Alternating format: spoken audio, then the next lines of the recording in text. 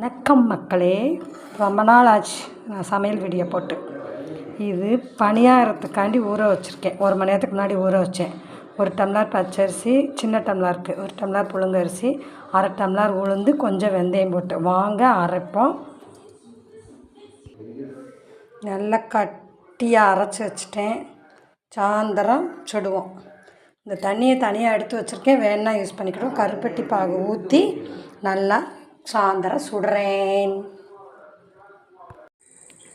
நம்ம அரைச்ச வச்ச மாவை எடுத்து கருப்பட்டி பாகு காய்ச்சிருந்தேன், அதை ஊற்றி வச்சு நல்லா கலக்கி வச்சுட்டேன். இது ஏலக்காய் கொஞ்சம் போட்டு நல்லா கலக்கிட்டேன். இப்போ பணியாரக்கல், இது பணியாரக்கல் கல்லுலே இருக்குது. பாருங்க, கல் இரும்பு, நான்ஸ்டிக் இல்லை, அந்த காலத்து கல். இதில் இப்போ பணியாரம் ஊற்ற போகிறோம். வாங்க. நல்ல இந்த எண்ணெய் தடவியாச்சு. பேர்வாதி ஊற்றினா போதும், ஏன்னா பொங்கும். இது மாதிரி ஊற்றிட்டு அப்புறம் பெரட்டையில் காங்க.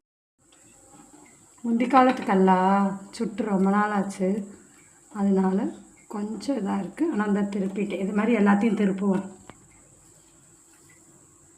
எல்லாத்தையும் திருப்பியாச்சு. வாங்க இந்த சைடு வேகட்டும். வாங்க பிளேட்டில் எடுப்போம். அப்படின்னு சாப்பிட்டு சொல்கிறேன். சூப்பராக வேறு லெவலாக இருக்கும். நீங்களும் ட்ரை பண்ணுங்கள்.